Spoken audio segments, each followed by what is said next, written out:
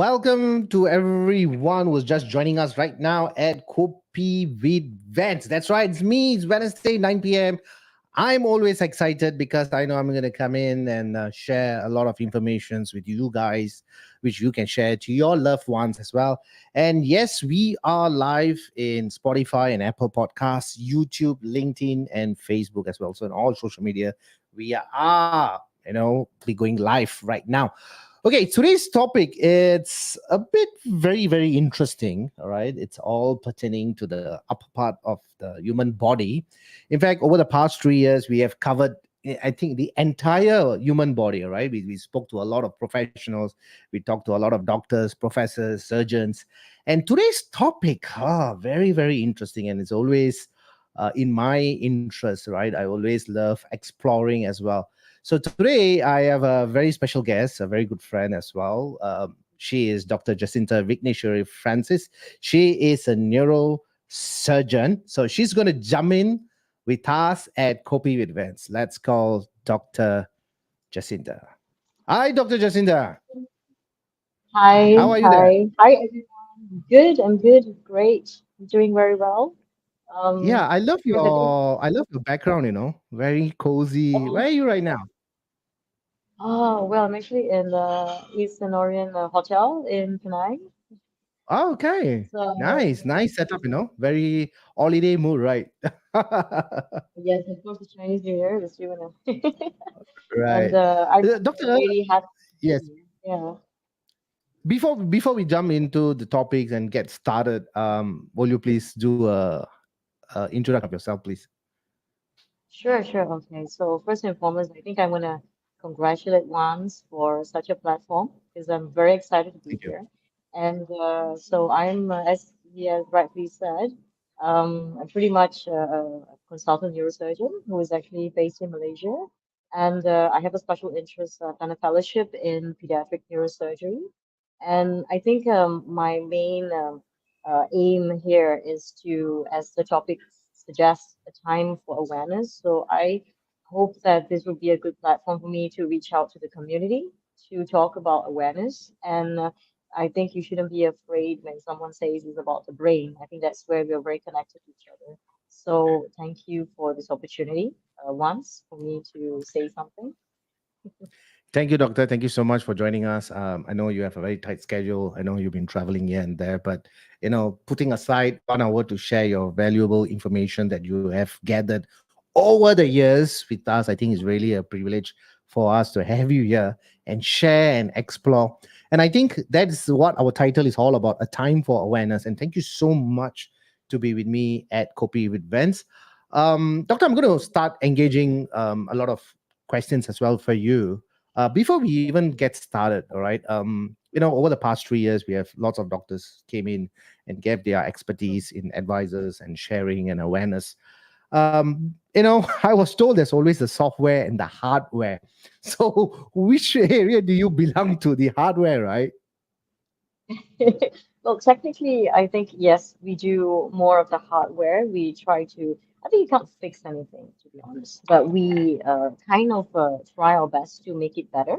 So we do know about the software and the hardware. So yes, you can say we are more into the hardware, the brain, the structurally itself. Right, doctor. So that's where my Thank you so much. management is. Thank you. So we're going to go into this because we've been hearing a lot of stuff, right? Because we have neurologists which came, I think, about last year who came and give his interview, and as well today, as a neurosurgeon, All right. what do you really do, as a neurosurgeon?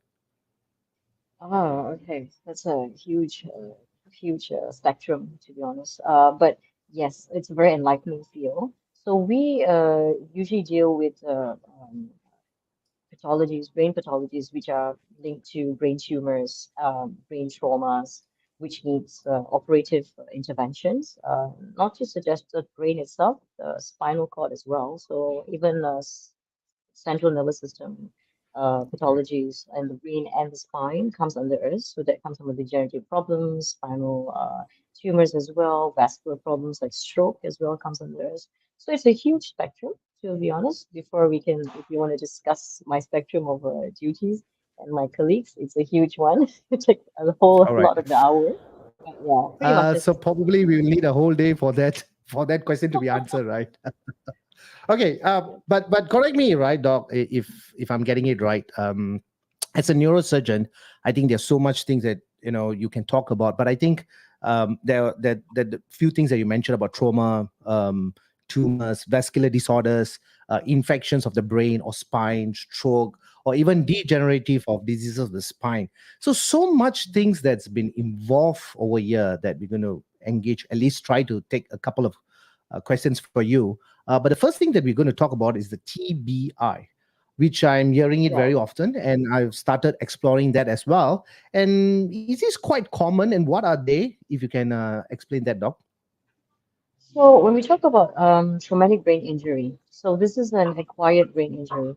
So in traumatic brain injury, there is some alteration in your brain function, or there's evidence of some brain pathology caused by some external forces or trauma, right? So they are open or closed injuries. So the one that we usually know about is especially in the accidents, your road traffic accidents are one of the main causes, and that's quite evidence with statistics these days.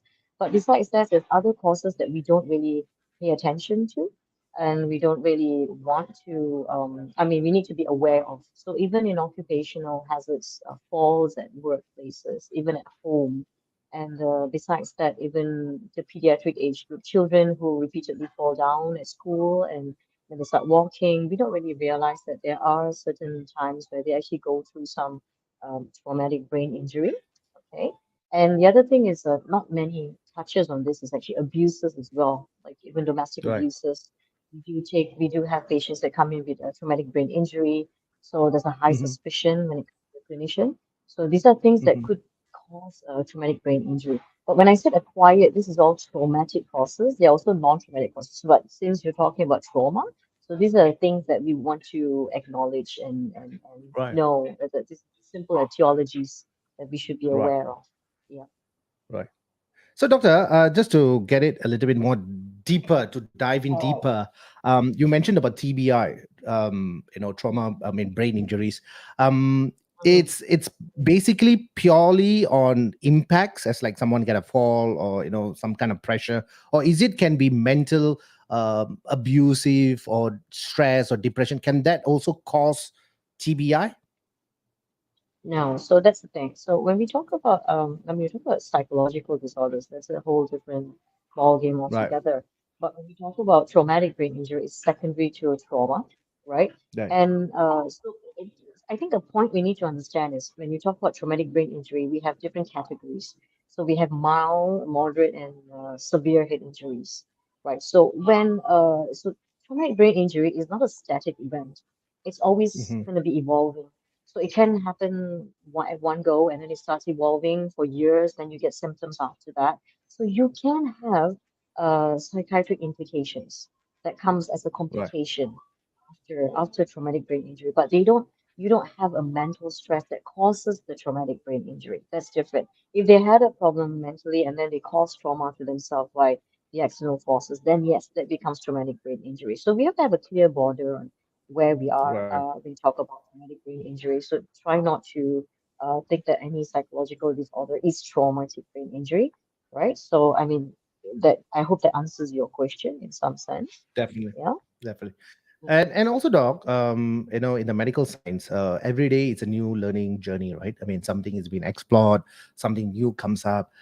But in the hardware we are talking about, as a neurosurgeon, is it something that constantly have to be upgraded, or is it something that new things that pop up? We talked about a little bit more things because I'm quite a little familiar with the peripheral nervous system, what they can do, and we are talking about if they go like a disorder, what will basically happen, doc, if someone having a peripheral disorder nerve system?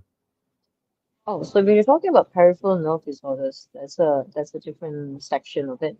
So they are literally tracks that come from the nerves and to the brain. So there's always this highway of networks that's going on. So whenever you Yeah. have a peripheral nerve disorder, even if it's because of a tumorous swelling on the nerves, or is there this section of the spinal cord causing you to have paralysis? There are more towards the functionality. More of your motor Mhm. functions will be affected. Per se, you can't move.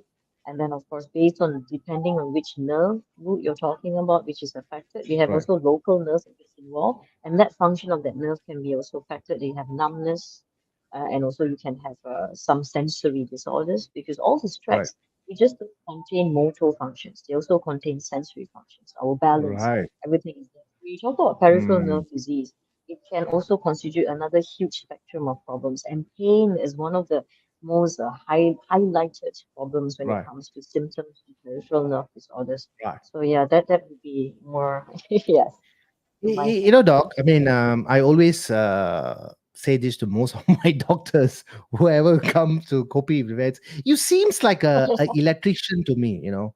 Of course, your profession is a neurosurgeon. Just so many nerves in our human body. Like you said, the pain sensation or the movement of the ends or swelling. You know, how do you manage this? Or rather, using the word manage, how do you go about, you know?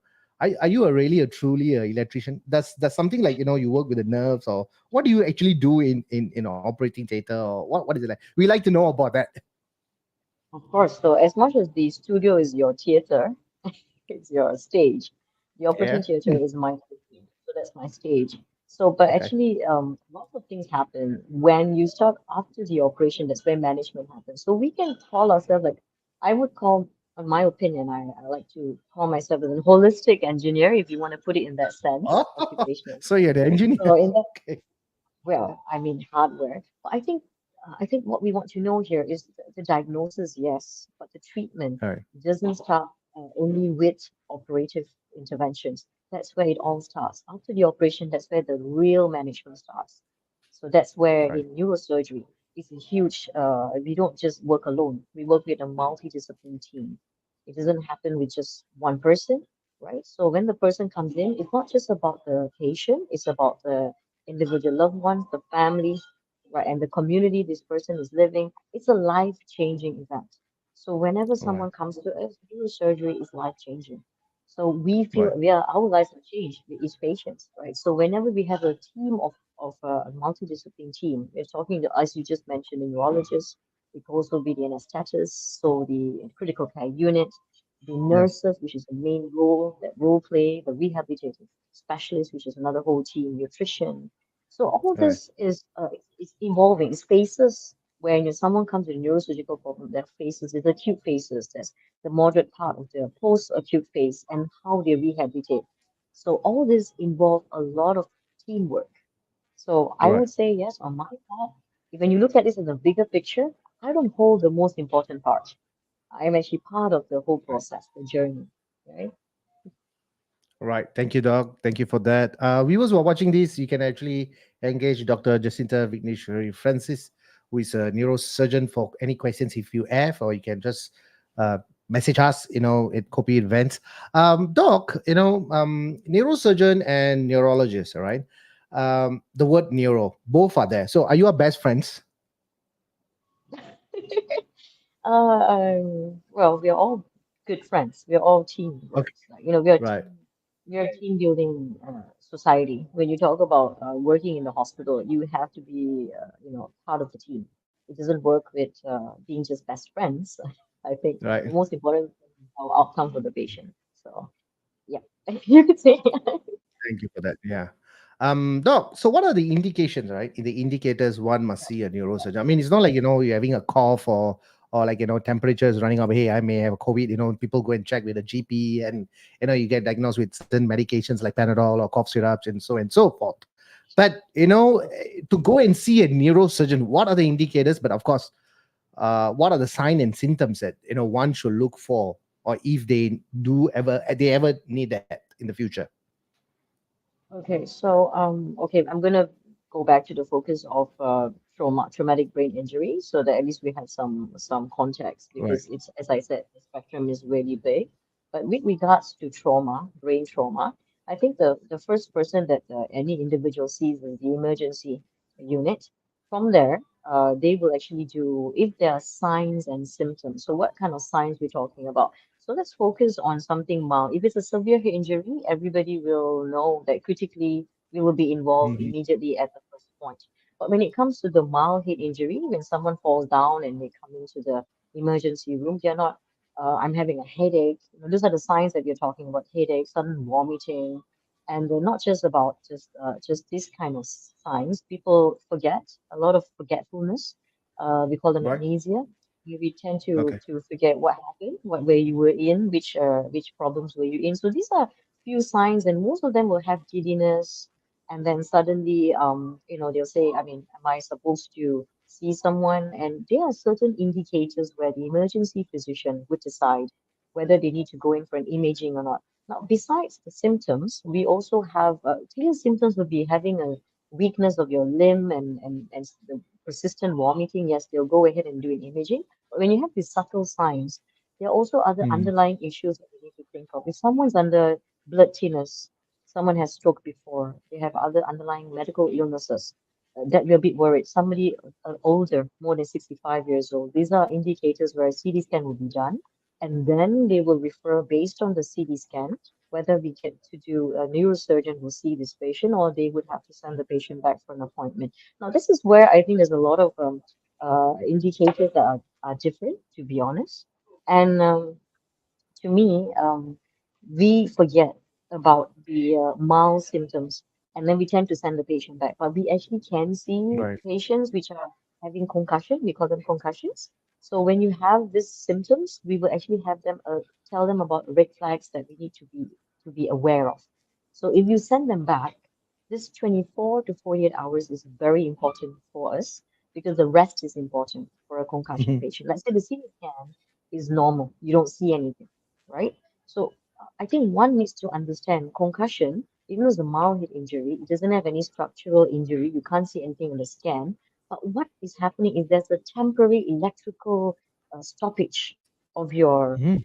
network, right? When that happens, we tend to shut down a bit. We need to actually kind of conserve our energy, to be honest, right? So these 48 hours, even though you do not have any things that need surgery, but you need to have that proper rest. That rest is really important for the brain, right? However, we will inform the relatives on the red flags. Now, let's say the headache becomes worse, or suddenly there's new symptoms, the vomiting becomes even persistent, and then Mhm. their conscious level becomes a bit of a drag. They don't really understand things, they become a bit slow. Then these are all red flags of one going back to the emergency room as soon as possible. So what you might not see then might be visible in the scan later. So these are things that we need to be a bit aware. Now, physically, if someone had an injury, an open injury, it becomes a bit easier for us to go ahead with a scan and advise accordingly. So not all head injuries have to have a lesion or something in the brain for it to be a problem or an injury, right? So I think when you are having an injury, the impact of the injury, whenever the movement of the injury, whether it's a blunt injury or just with the movement of the car itself, this acceleration and deceleration that happens with your brain, it stretches the nerve cells, what in any way. So this might not be apparent, might not be obvious. The functions might not, or whatever dysfunction might not be obvious at that moment, but it can be obvious later, maybe after 2 weeks. So we give a good 2 weeks of observation for these patients with concussion, right? So what I'm trying to make people aware here is concussion is not something that you would have to take lightly, even though it's considered a subtype of mild head injury, because you've been told that it's normal. Nothing's wrong with you. You did a scan, it's normal. So why should I be worried? But at the same time, you feel something is just not right. And a lot of these patients will have other symptoms which will come up, not just headache, we start having cognitive problems. And I think this has been very evident in patients who are working, especially in the younger age group. They tend to be Right. more forgetful after that, after this injury, and then they can't do their work. They seem to be more sad, depressive, like not themselves.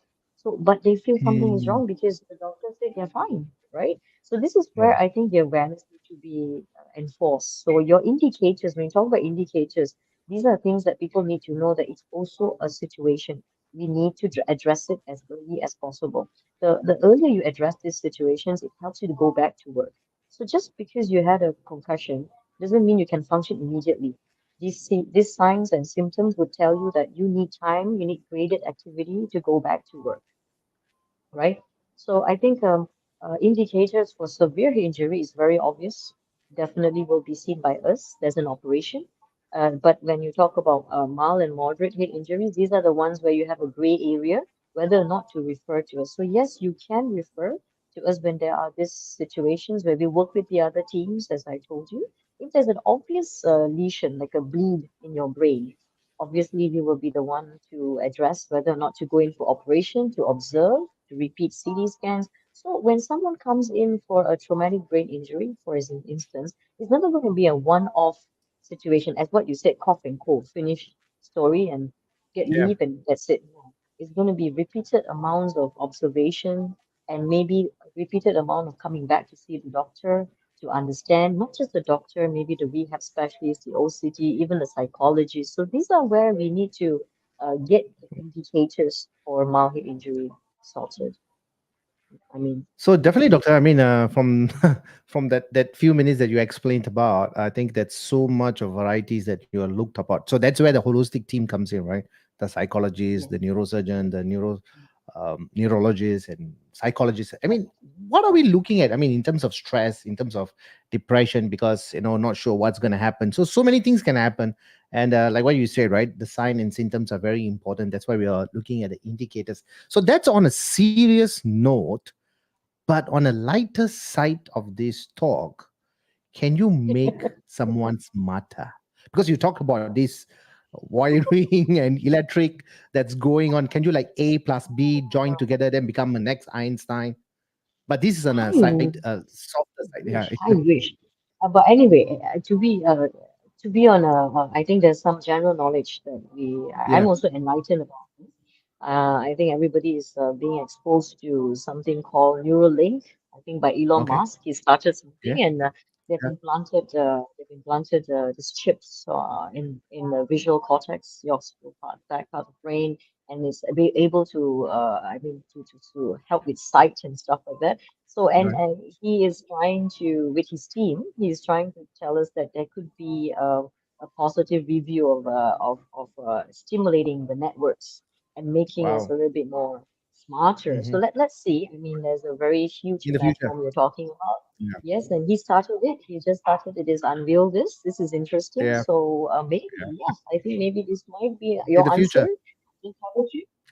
But doctor, it's okay to do all those stuff, right? But make sure the subscription of the network keeps on going. If you forget to pay 1 month, that's it. Your network close, you also get close, right? So that's on a softer side. We're having a great conversation with Dr. Jacintha Vikeneswary Francis. She's a neurosurgeon, and we're sharing a lot of in-depth what is in this podcast as well. I mean, you can't get it on a normal day. She have spent many years, studying. Probably right now also studying. I think doctors never stop studying because medical science is always evolving. New things are popping up. So I think she is not exhausted yet, but still studying and still in the professional field. Doctor, I'm going to go into to determine the severity of a disorder, because everything is about nerves, everything is about sign and symptoms, CT scan, MRI. With so much of technology is just coming in, but sometimes, at the back of your head, or when you are, looking at a patient or something like that, there's so many things that you have to look for: indication, sign and symptoms, medical reports, so much things, right? How you will look at the severity of a disorder then? All right, so going back to context, so we'll be talking about brain injury per se, traumatic brain injury. Uh, when the patient comes in, the first thing that we see in them, besides the clinical symptoms, is the consciousness, which is a very important indicator or guideline for us. I say it's a guideline because it's not entirely everything, but it gives us an idea on how severe the disorder is when it comes to trauma. So we Right. have something called the Glasgow Coma Scale. Now, this is a conscious level scale that we actually use as a kind of like a uh, descriptive uh, descriptive scale where everybody from anywhere in the world can communicate with each other. We Right. understand this language, right? So if the scale, we have certain numbers of the scores that can tell us whether it's mild, moderate, or severe. So this gives us an idea on how intensive the therapy or management is for the patient. So that's the first Right. thing that will give us an idea. Now the second thing is after we have this descriptive scale, we know where the patient goes. And with that, the severity of the disease comes after knowing what are the other underlying problems the patient could have together with the brain trauma. So that gives us another adjunct of how much we have to go into and what are the prognosis of this patient would be. And we will inform the family members as well. There's always communication going on at every phase. So yes, I think the Right. main the first form is the consciousness that tells us that scale that tells us, and then the symptoms that comes after. Let's say with operation, without the operation, and after coming out from the intensive care unit, that is where we will assess. So we give them about 6 months usually to see how much of the function comes back. And then we can Hmm. tell, we can prognosticate. We have something called Glasgow Outcome Scale. So these are things that we use to actually help us to identify or prognosticate what's going to happen to the patient based on the severity. In a nutshell, it's bigger than that. Right. Thank you for that, Doctor. I know this topic can be stretched out for days, months, and even years, but we are trying to get all in compact answers, which obviously very useful because I'm learning. I'm sure viewers also learning, and thank you for sharing. Doc, we are going to go for the next question, and the next question is something like this. We're going to talk Mhm. about dementia. So, dementia falls under neurologist or neurosurgeon. Actually, it's more for neurologists, to be honest. They are Okay, very much into the all right. world. So, And well, but are then, these age-related diseases, or is it can come in because yes. everybody's forgetful at some point of time, but as we age it becomes more obvious, so just a question. So, okay, dementia can be, again, it's an acquired thing. Yes, there's age-related dementia. There's something called vascular dementia, secondary to strokes. There's Yeah. also secondary to tumors that could also cause dementia. And also dementia secondary to any brain pathology per se, even traumatic brain injury, will increase the risk of having early onset dementia. So yes, dementia is a very broad topic that has many classifications at the moment. So of course, someone comes in, the neurologist will have to do these. They have their own scoring system to actually Right. classify what kind of dementia you have, depending on the imaging, and so yeah, that's where we're at with dementia. If you ask me, in my point of view. Okay. So yeah. Thank you, doctor. Thank you so much. We are already at 33 minutes into the podcast. We are live at Spotify and Apple Podcasts as well. So you can actually listen to that, and you can also share it to your loved ones. Of course, you can engage Dr. Jacintha with lots of questions after the show as well. If you can type in the comments when she has the available time, she definitely will try to answer that. But as we are going in more, a little bit more deeper, before I know you have few questions for me to answer as well. I'm not sure. I'm not doctor here, but I'll try my very best. But non-medical related questions, and I will definitely will answer that. Doc, so we are right now in with medical science have improved so much, probably over the decade, as we are now advancing into there is also recently I did a podcast where they use these holograms and look into the organs while they operate it, and that's becoming advanced to help as a tool for surgeons as well, to explore, to make it much more easier, to make it less errors, and even to understand about these organs as well. Where we will be in the next 10 years, because AI already coming in. I know there is no confirmed answer, but looking at this, do you think in the future, where robots will be doing these complicated surgeries, or do you think humans still the best? Because sometimes we are controlling the breathing, the heart rate, the emotion, and so forth. But of course, when you are in that theater, you are a person operating in the human. So where we are, where we will be.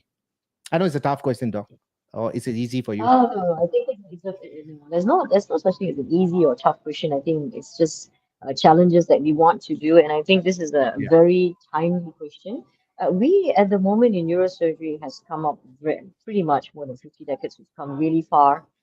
we've actually started using neuro monitoring. We've got something called image guided stereotaxy, and we've actually come up with lot of adjuncts. Again, I mentioned adjuncts because the main operating tool is us. With our microsurgical anatomy knowledge, is it's always something that is our basis, is our essence. Now, robotic surgery has also started way already about at least about 5 to 10 years. We got robotic surgery in. However, we don't use robotic surgery as the main function. It's also, again, an adjunct to certain cases. But at the moment, as you mentioned about AI, it's very interesting because AI, as I just told you something about Neuralink, now AI is one thing that's coming up in the picture after Mars has spoken something about it. And yes, I think there will be a role where we will work together in some sense. I think you cannot have one or the other working as an on their own, because together I think maybe we could make it better. I think the whole idea is making a better outcome. And even now we're already having awake surgeries where we actually do operations on patients awake, and this is where we work very closely with the neurologists as well. So Yeah. we've come Yeah. far to give an advanced treatment in management, not just surgery, but to give a better outcome. So we can say that certain diseases that we don't used to treat before, we can actually make a difference now.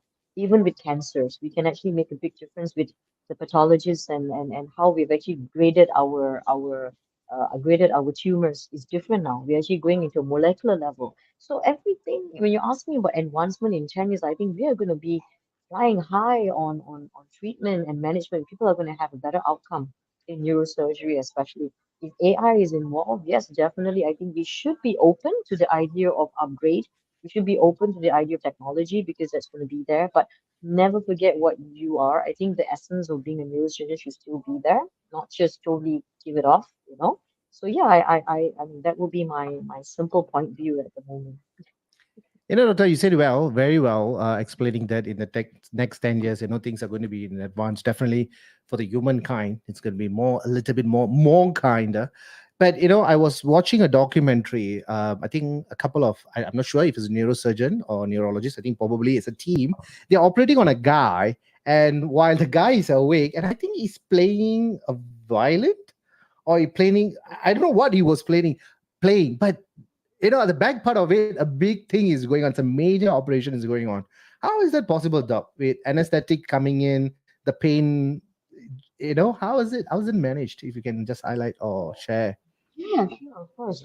In a nutshell, of course, it's a huge arrangement. There's a lot of planning in this, and of course, we've come a long way with neuro anesthesia as well. So, of course, when we're doing a awake surgery, there are different techniques of doing this. We have different areas of ours where we go into where it's pain sensitive. So, from the scalp to up to the we call it the layer that's covering the brain, the dura, you have pain, right? But after, when you open the dura on the brain itself, the surface, there's no pain felt per se. So Right. this is where we take the advantage, where we actually intubate the patient. We have anesthesia going in. So the anesthesia is very tailored for an awake surgery because we want to make sure we monitor the nerve, the network, the tracks we're talking about, the motor function, and so we want to take it down, not too much anesthesia. But at the same time, when we are open, then we can remove the tube, and the patient will be able to do whatever they used to do. So we have the neurologist that's always on board and checking on the motor functions and also speech. So then when you're doing this, we are mapping the brain per se, which areas of the brain is actually very, we call it eloquent, important areas that we can actually protect. And wherever the tumor or the lesion is, we were trying to denote the area that is safest to resect without any issues. So before doing that, of course, the planning of the where to detect the track. The imaging that's done is different. We can tell you where the track is, how so that we can plan the surgery. There's a whole team planning. So if the person has its own, they are a musician, it's even better because whenever we are actually touching something that is important, they will stop. They will stop. They're unable to do those like the playing of the violin or can't speak. Then we know that we are actually at those areas. So it's a very good way of assessing the neurology of the patient even before Sure. even before the patient goes into outside for surgery. So we put the tube back and we're going to suture it back when we're done.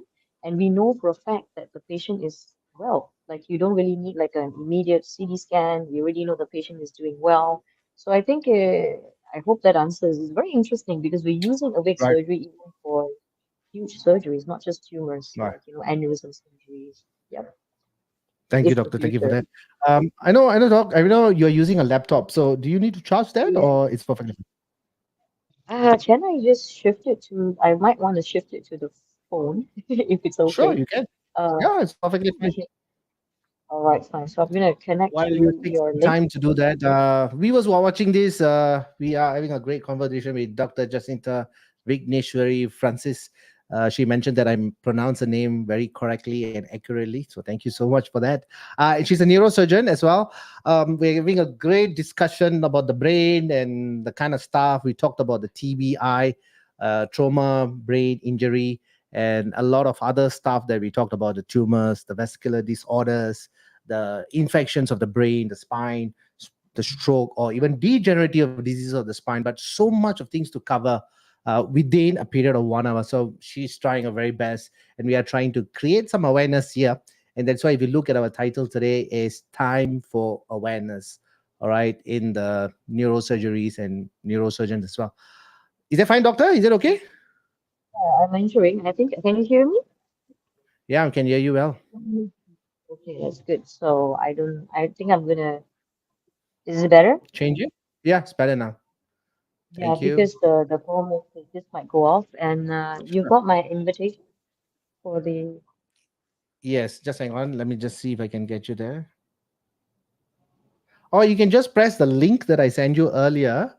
It's Um, on my. so yeah, from your phone itself, you can also do that. So if you went offline, that doesn't matter. Oh, there I got you there. Okay. There you go. Okay. So I'm gonna kick you out from the studio, and there you. So I got you now. Better now. There you go, doc. All right, thank you. Doctor, that shows that you are an excellent neurosurgeon because you're talking about wiring and kind of stuff. You easily done it. And I think doctors are always having these great patience, they never panic. Is it a part of your medical school training? You have to be always be composed, be relaxed. Because I never see them get stressed. I think this is something that comes with experience. Not everybody gets into composure immediately, and I think experience and how you, I think, being as a neurosurgeon, I think the most important thing is, I know from whatever that my mentors have teach me, is not to panic. That's not going to make any difference. And I think this is something that we all, in every field, panicking doesn't make you think clearly. So in order to have clarity, the composure comes with staying calm first, assess the situation, and then go about it. So I think it becomes part of your life in some sense. So for Yeah, me, I'm very I'm honored that you say that I'm actually feeling calm. So thank this you. Thank you, comes with doctor. experience. Comes with experience, I'm sure. Um, Wens, I want to touch about something because Yeah, please go when ahead. you were mentioning, when you were mentioning about the indicators, and I was talking about, because based on your mental health situation that we're having Yeah, this month, I think I want to highlight something, if you will allow me to, sure, please because go ahead. yeah, when we're talking about the stress, so post-traumatic stress disorder, and I think I've noticed this pretty much in patients with brain trauma, right? And they come in with a lot of depression, and this has caused a lot of hype in the, especially in the economic burden, especially in people working places in companies, and these individuals are very tormented because they don't understand what's going on with them, and they become very sad suddenly, and they lose hope. They kind of like, they feel like this literally something very similar, like the veterans of war, veterans where they have post-traumatic stress Yeah, disorder. I think you've heard of this. Now, this is a similar effect that can happen to someone with a post-traumatic brain injury, not because of a war, but because of trauma. And we're talking about mild head injury. We're not talking just about severe head injury. And they go into a very bad, how to say, it changes their personality to the extent where they don't recognize themselves, and their loved ones don't recognize them, and they can't work how they used to. They can't really remember things. And I think this is something that needs to be highlighted, because this is the effect to the patient. right? But you also need to know that the people who are taking care of them need to understand that this can happen from a period of 3 months to even 12 months. We're talking about a very long amount of time. And then to the community. Now, when I say community, if you're not aware of this, the people who are in the companies, people who are running businesses, who have in with this kind of things, is going to make things kind of worse episode of stress, because they don't understand what's going on with them, and then they have this part where they feel that they're malingering, or they're just putting out some kind of excuse not to work. I think that needs to stop. When someone has something, I think to listen is important. And this is very evident. We had just like in just this year, someone did a study in Washington University on just mild head injury and the economic burden based on that. So they found that the patients who came with mild head injury, like this concussion, who had the injury, after 2 weeks they will stop working, and then after, Right. even sometimes after 12 months it stopped working. However, and this reduced, this is like 59% to 17%. Now, if they found, if the the company actually gives some amount of help, in a sense of counseling, giving some leeway on the change of job to go back to work gradually, they found that no, at least less than 5% actually leave the job. They literally come back to work. So I think the awareness of the people, the public, and whoever that has this problem need to understand that change, how to accommodate that change, right? So yeah, I thought of putting that in as a note, Thank you, since doctor. you Thank mentioned you. stress. Thank you for sharing that, because eventually, if you look at it, in fact, from the COVID period or even before COVID, there was a lot of time that people went through a lot of depression, a lot of uncertainty of the future, or even the current situation, what will happen, and so much things was going on. So it's actually already a burden to them as well, as they are moving forward ahead. Thank you for that, Doctor, for sharing with us. Yes, Doc. So I know that you have a few questions to ask me. That's a bit different because usually I'm hosting it. So I know you're going to flesh that. So let me just read that. From your point of experience and exposure, especially in the media world, beside what you're already advocating through your podcast, what are the other ways using medias that we could do to reach out to a wider spectrum of community to create such awareness in TBI? Actually, Doc, to be very honest, even when you're talking about TBI, right, it's not something new to me, but I've heard it before, but not as much as what we are talking about this topic, a time for awareness. Sometimes it's very important, right? I mean, if we really look at it, we are living in this piece of body, but unfortunately, most of us doesn't even know what our organs do for us at some point of time.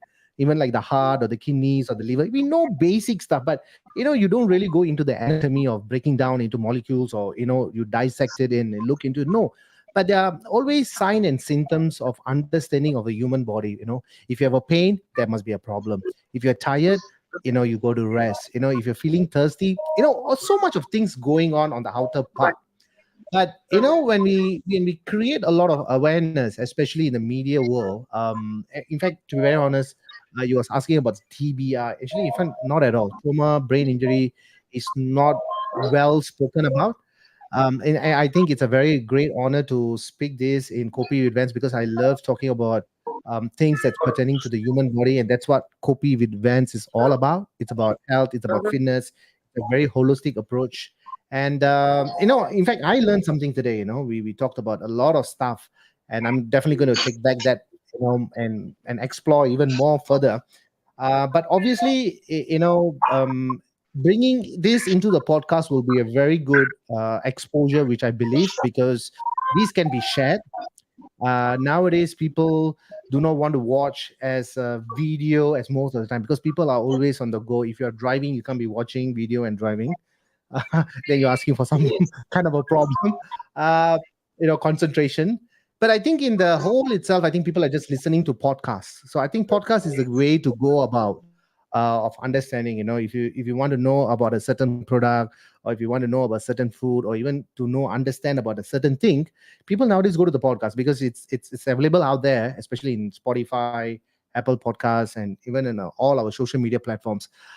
If we use it for our benefit, I think we definitely can and progress and learn and improve. But of course, most of these informations that's coming up from the in the internet world, we have to be careful as well. Sometimes it can be in error, or someone who is not really qualified to publish a certain journal, or if there's no credentials, then it's mispresentations, right? And can happen there.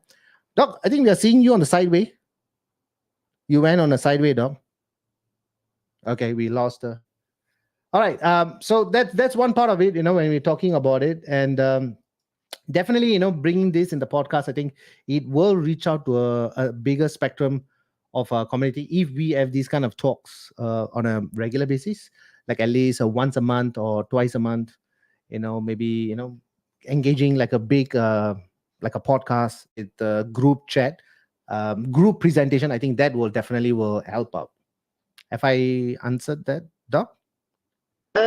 Yes, I think, yeah, you talked about group presentation. That's great. I think Yeah. because your platform is podcasts, it's amazing that you have Yes. something. But I think because social media has taken a huge role in the community, the society these days. So I think there are many ways, like as I mean, they're like TikTok and Twitter, and they're doing all these things to advocate. So I think it's a good platform to use just Thank to you. even talk about awareness. And yes, I think you I mean, I'm happy that you're putting more effort to put it out there. So hopefully Thank you. to see more things on that. Sure. I am the little Papa Smurf. That's I what still can't get on my head wrapped around that. I can't get my head wrapped around that. a Thank you, Doc. I know you have another two more questions for me, so you can flesh it out. What are the Okay. views on awareness level, especially on this topic in your country, Singapore? Yeah, and do you think creating such awareness is, yeah, definitely. But is it the Doc, the I as I mentioned in the earlier question that we have talked about, we only start to become aware if we want to know something, right? The wanting to know is a very important, powerful tool. It's just like you want to always, you're hungry for success, you're hungry for learning, and by learning you are improving, and the future looks brighter because that's how our life is. But often when something happens, then we will start to explore. So my way of approach is we always should be ready. You must be always be super ready of understanding the human body, or even any certain type of topic that we want to talk about. But I think this topic is very important because it actually explores, right? And can go out to everywhere, because now we know that concussions are such a dangerous issue. It's something to be looked into, not oh, it's fine. Certain things that I think creating it on a bigger platform, like an awareness, I think it's very important. So I totally agree with that. But as of now, I mean, in terms of my knowledge, in my spectrum, I don't think so this is a big topic that is talked or spoke about in the country that I am right now. Yeah. Right. Okay. Thank you for letting me know. I think when we talked about concussion, it's a huge Yeah. thing. After I think there was a movie even done on concussion. I think Will Smith was acting in it, and concussion came about only with the NFL Mm. football players, and that is basically because of a chronic. We call it a chronic traumatic encephalopathy. They had problems only after maybe 10, 15 years of concussions, repeated amount of hits to the head. But I think concussion is also something that happens in the other types of head injuries. So yes, it's interesting that this basics of what we found is still not something that we know. So yep, thank you for letting more let me know about the status in Singapore. Thank you, Doc. I'm sure we can organize a podcast even more on a topic that will interest a lot. Maybe you can do like a holistic approach as well. Thank you, Doc. Yep, yep, that's for sure.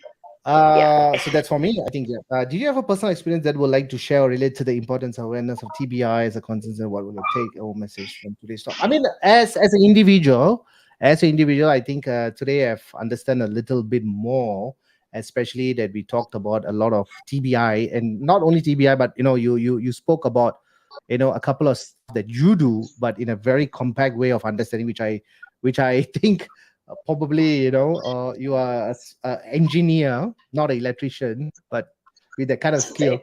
We talked about the trauma, the tumors, the vascular disorders, the infection of the brain, the spine, the stroke, the degenerative of diseases of the spine. But of course, these are so much of topic that we can even dive into. And if each segment we go in, I think probably we will take days and hours and hours. But I think very important that we need to listen to our body. Doc, I like to use the word the car, right? Even though we can go 100 kilometers per hour in the car, there's still a brake. All right. And the car is also pretty much equivalent to a human body. It has a radiator, it has an engine, it is the engine oil as the blood, the engine as the human body, the pump of the heart, the lungs, so much of things. So we sometimes have to just to break and take a rest, not overuse it, because certain spare parts in the human body is not easily achieved or easily replaced. Some are really tough, some not possible as well. So I think we need to listen to ourselves and be very careful about what's happening around us. And creating this awareness on TBI is also very important, because if our loved ones or if our friends, if we ever heard about it before or heard this situation or they are facing, we can definitely can look into and say, hey, probably you might want to go and check and explore. So I think definitely for me, I think it's a great topic that we spoke about today. Thank you to you, Doc. Oh, it's a pleasure. It's my privilege to have that opportunity to Thank tell you you. about it. And yes, we are now at almost 58 minutes. We have come almost close to the ending of the session itself. Viewers, I know you have, if you have any questions, you can always send it to me or in the message content, and I definitely will take it with doctor as well, because a lot of people has shared their video as well on this podcast, and I'm sure you can also catch it in Spotify and Apple Podcasts, because these are easy. You just log in, you type it out, Kopi with Vents, and then you can listen to them. And today's topic is a time for awareness, and that is what the topic is. Doctor, before we end the show today, any wisdom words from you? How to be more composed, more relaxed, be more meditative, or anything that I you think want to say about? Yeah. I think again, I feel very privileged today. I'm very happy that I could speak to at a platform to people. And to be honest, my teachers for me, besides my mentors, have always been my patients, and they taught me that life is always changing. It's change is always a constant, and I think the most important thing is to appreciate, to embrace whatever you have as a person, and don't look at a pitfall. Like even if you had trauma, and I think take it as an opportunity to look for the new you. There's always this. And yes, the psychological changes that I have been exposed to I mean, it was a privilege from my patients. I knew that how fragile life could be in every moment. And so I think having to discuss this topic itself, I feel I'm bringing the voice of all my patients as well with me. So yeah, I think live life in a very happy, mindful note. Always knowing that, be aware, be present. So I think that gives you that calmness and appreciation of everything around you. Thank you, doctor. Thank you so much. It's definitely another privilege for me to have a neurosurgeon. This is the first time we have a neurosurgeon at Kopi Advance. It's my privilege. I think we have pretty much almost 90% we are already covered. I think there are a few topics Okay. that we have not covered is the what do you call that? What do you call the plastic surgeon? Sorry, what do you call them? Uh, Plastic surgeons, what, reconstructive surgeries? Yeah, we have not covered the Okay. topic yet, reconstruction surgeries, Okay. because it's also an awareness, and yeah. So I think it's a brilliant to have you here for this topic. Thank you, doctor. Thank you so much, and we Thank you. definitely going to stay connected and explore Yes, more talk sessions in the future. definitely. Thank you so much. It was a pleasure. Thank you so much, doctor. Have We will talk very soon. a good Cheers. evening, Bye everyone. bye. Yes. All right. Bye. All right, so that's Dr. Jacintha Vikeneswary Francis. She's a neurosurgeon. It's a great pleasure for me to have her on board and talk a lot of stuff. If you understand about the human body, all right, it's so complex. Even people, I mean, even doctors, like experts like Dr. Jacinta is still studying. A doctor's life. I think, wow, the amount of doctors that I have interviewed looks a bit stressed, but they always look very composed and very relaxed. I think it's very important because they are always doing a service to the humankind. And to understand the body, I don't think so ever anybody have mastered it, because there's so much of things to learn about and understand, and possibility of cure, prevent. And I think these are the very important topics that we try to bring in at Kopi with Vents. And I think it's been a great pleasure for me as well to understand about these topics, and to share and to create an awareness. And that's why if you look at today's topic, it's a time for awareness. It's me, Vance, another beautiful Wednesday at Copy with Vance. I'll be catching you soon on the next topic, a very interesting topic. And that's what I've been saying for all these years. It's almost 3 years right now. Interesting, interesting. Yes, I'll catch you then. Have a pleasant evening, and catch ya. This is Vance. Adios, amigos.